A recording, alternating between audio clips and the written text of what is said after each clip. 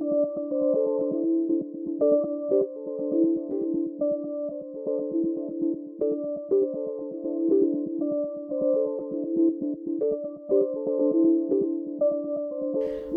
I learned the benefits of a coaching culture for organisations very early on in my life. I started my career working at Virgin very closely with Richard Branson. There were only 20 of us there, and we were all under 25. And the place was huge. First of all, it was huge fun to work in, but we were pulling the rug out from under the big record companies. We were having all the hits and achieving the impossible. And it really did feel like a culture where you felt you could achieve the impossible, and then you went on and did it, 6 impossible things before breakfast. And later, I became very successful there, as a lot of people did. And later I moved into the corporate world in the music business, because Virgin at that time was quite a small company. And I moved into the corporate world at board level. I was a managing director at Virgin, and I moved into a board level into the corporate music business, because I thought with the bigger budgets I could achieve so much more. And in fact, what I found was I could achieve so much less. And it was because there were a lot of politics, and people seemed to be working against each other. They were focusing more on stopping people achieving things than trying to get people to achieve things. I couldn't understand this.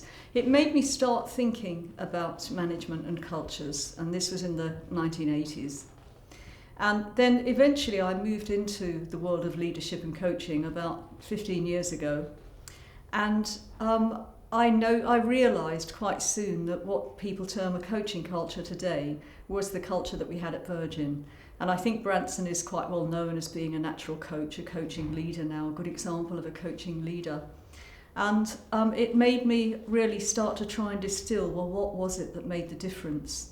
And it came down to 3 things, like the pillars of a coaching culture. There are 3 things that hold it up. And one of them is that everybody takes a lot of responsibility for their own work. And at Virgin, we had to do that because nobody knew anything at all. My first job there was to run the music publishing company. I didn't know what a music publishing company did, but fortunately neither did Richard Branson. So it had the effect, because there was no one there to tell us what to do, or to tell us when we were doing it wrong. We put a lot more effort into research and coming up with ideas and seeing them through. And I say to people now, I say to managers now, if you are checking your people's work all the time and constantly changing it and telling them what to do, they're not going to bother to do it themselves, because why bother when someone else is going to change everything? So that was the first pillar or principle of a coaching culture. And then the second, and these 3 are all equal, the second one is having self-belief, confidence and self-belief. And of course, we were 20-year-olds. We didn't have any real self-belief. We had a lot of bravado, a lot of chutzpah, but no real confidence at all. And you would take the responsibility to do your research, come up with these great ideas, and then you'd have to go to Richard Branson to get the funds to put your idea into practice. And in a lot of organisations, the response you get when you come up with something new is all the reasons why it won't work. We tried this in '98 and it didn't work then. It's never been done like this before, so this is the way we do things here. And of course, you very soon lose confidence in your own idea and think, well, it was a terrible idea anyway. Well, the opposite thing happened at Virgin. Branson was so happy to be surrounded by all these really talented people, and he was paying us all peanuts. And to see us coming up with all these great ideas of how to further his business, he was thrilled, and he wouldn't have any idea whether what we were saying was going to work or not, but his response was, this is amazing, fantastic, you're brilliant, wow, I can't wait to see this working. So he would tell us that it was going to work, and therefore we went out and made it work. And I think Henry Ford has a great quote, which is in my book, which is something like, if you believe you can do something, you probably can. If you don't believe you can do something, then you probably can't. Well, of course, it's all very well having lots of confidence and self-belief and positive feedback and so on, but of course, most of the time, the things we went out and did went wrong because we didn't know what we were doing. And there was no one to tell us when things were going wrong. And this was a very crucial part of the culture, which was, it was a blame-free culture. And every mistake that made, everything that went wrong, it was almost a cause for celebration, because it was the learning stepping stone that we were that much closer to being able to get it right. And of course, because we were supported in taking risks and making mistakes, we tried things out, we tried risky things out, things that hadn't been done before. And because we did things in a way that hadn't been done before, sometimes we struck lucky and we got better results than the way things had always been done before. So I say that I believe that if those three things, if those three pillars are in place, they will hold up the coaching culture. If any of one of those fails, then the coaching culture will not necessarily fail, but it won't be complete. And in my book, I give a 10-step plan for creating a coaching culture, and I've really tried to distill it down to 10 points that I think you could overlay and apply to any type of organisation. And we work with big corporates, big multinational corporates. We work with little consultancies or little small businesses, county councils, a lot of work in schools. And with all of these organisations, we've taken the same approach. And it's things like looking ahead to really find out what everybody wants out of this before you design the programme. For example, our starting point is not to bring in decide who you're going to use to implement the programme and bring them in and start training people or whatever, or start giving managers coaches. That's not the starting point. That doesn't actually come until point 5. And before that, you've got things like identify all the stakeholders and talk with them. And by the stakeholders, I mean not just the very senior managers who maybe don't obviously seem interested in a leadership programme and they don't think it's anything to do with them. Ask them what they would want out of a leadership programme. The people who've got to go on it, who are usually the last ones to be consulted, what will they want out of a training programme, or what will they want out of having a coach? And the beauty of it is, if you ask all of the stakeholders, if you involve them all in the planning stage, it's not just that you will end up with a programme that's designed, that's exactly right for them. They will all have become engaged in the process. So the principle of my whole 10-step plan is to use a coaching style to deliver it. It's a plan that's in a coaching style and based on a coaching model. And the coaching style engages people, it encourages people to take responsibility, and it motivates them in terms of achieving the results. So the plan does the same thing.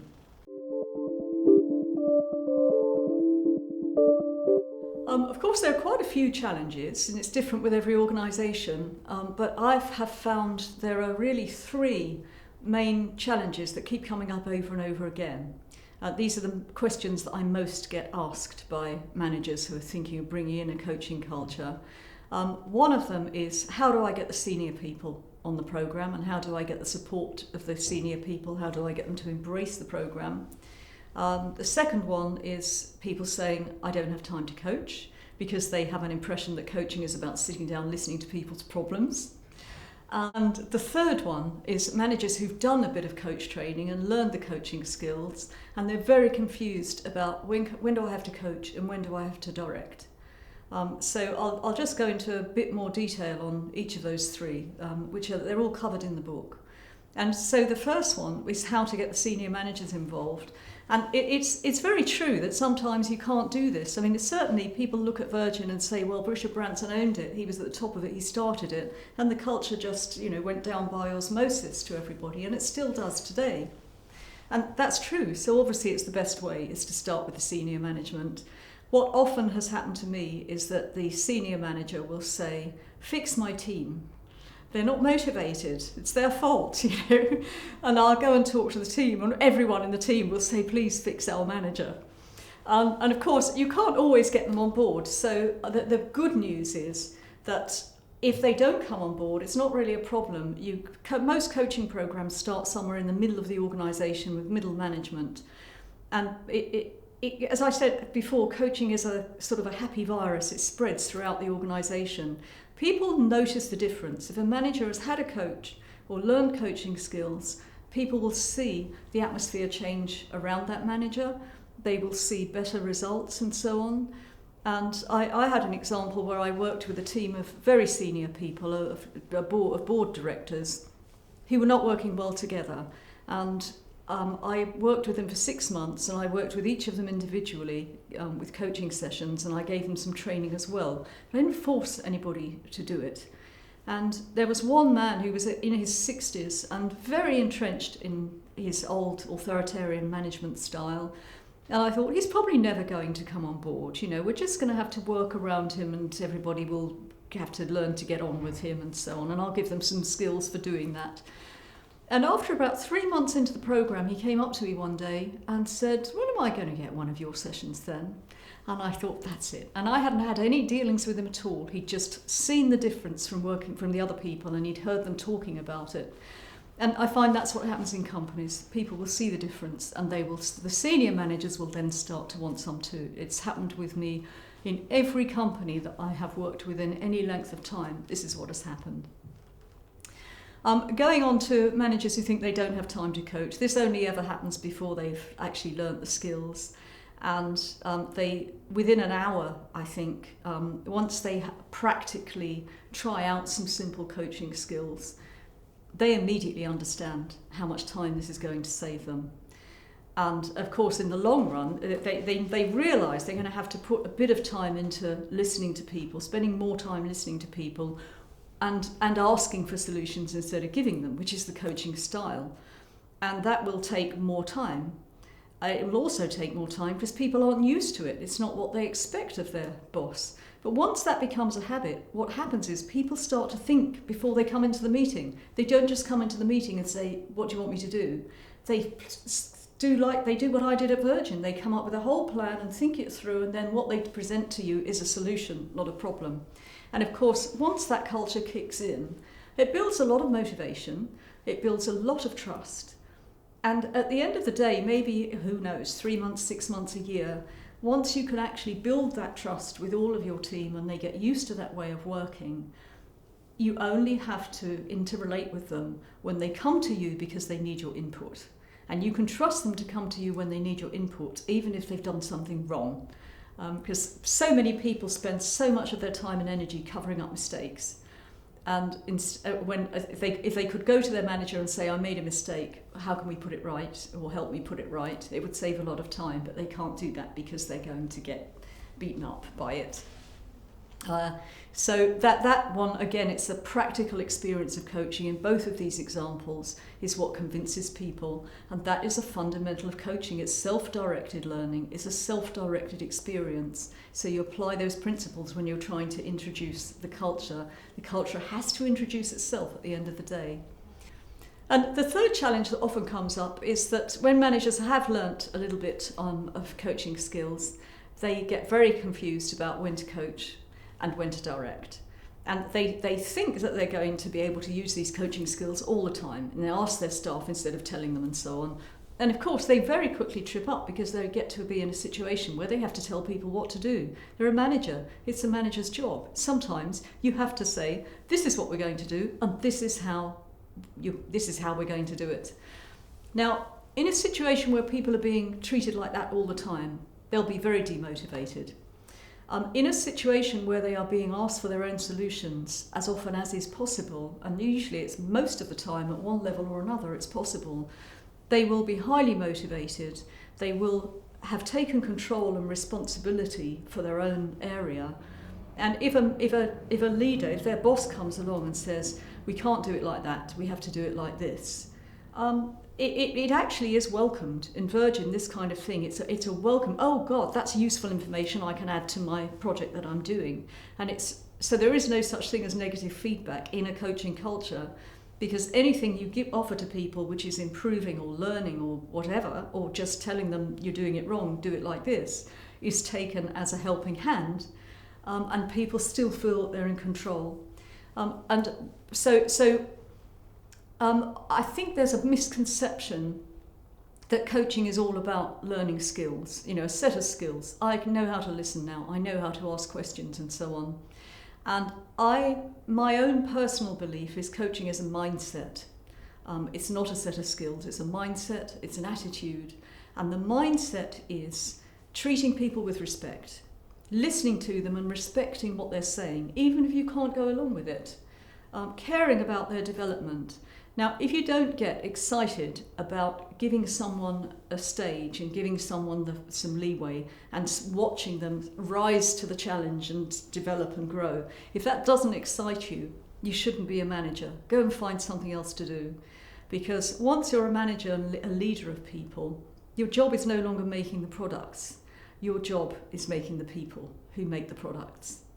And that's why the attitude to them really creates the way they will interact with you and each other and the customers and their job in general. So what we try to do on our courses, when we train managers to be coaches, we try to teach them how to step into that space of that mindset. And the skills will be useful. They will help them be able to do that. But if the intention isn't there behind the words of developing people and getting excited by their development and treating people with respect, if that intention isn't there, it will fail. So once people learn the skills and learn how to stand in this space, then we find that they can move smoothly from being a directive manager, being a mentor and guide, being a coach. They can move smoothly along that continuum without anybody seeing the join in the space of a 10-minute conversation. I've tried to go into a lot of practical examples in the book to back up the theories so people can see, because I think when you describe a theory, people often say, well, that won't work in my organisation. So I've tried to include a large number of case histories about one-to-one coaching or examples in organisation of leadership programmes and so on to show how the theories are actually put into practice. I've gone to the experts in the field, all the senior coaches and leadership change consultants that I know who've been in the business for a long time. So I've wanted to draw on their expertise. So it's not just about my experience and what I know. I've assembled all of the expertise I know of in the book and asked them to contribute their own personal case histories. I've also, in terms of going into the how-to, I've explained how to coach. You know, there are 9 basic coaching skills there, including listening, questioning, goal setting, doing coaching feedback, team building. There are techniques of structures of meetings, how to have meetings and so on. So that's all covered. And then there are 25 related skills. One thing I found very confusing, when I came into coaching and leadership myself about 15 years ago, I had a wealth of management experience to draw on, of course, and coaching experience from my work with Richard Branson.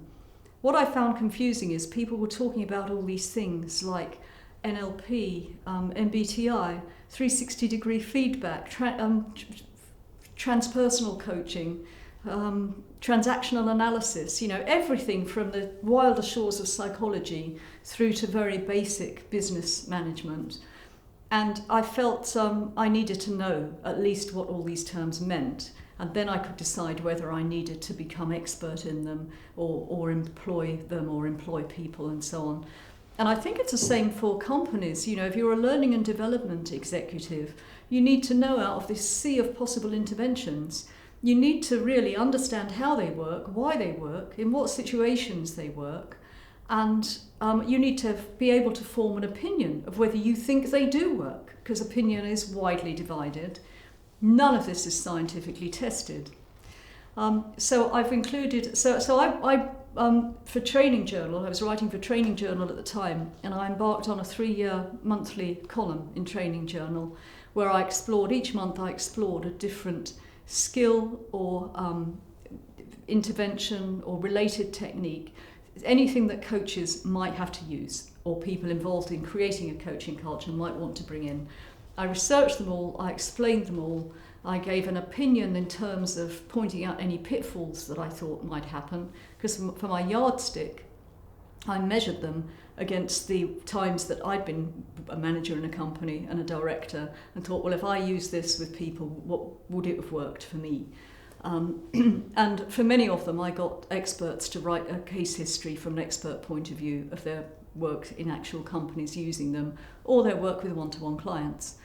And altogether in the book there are 36 case histories, because there are a lot of case histories which back up the skills, as I said, and the techniques for about one-to-one coaching, working in companies and team building and so on.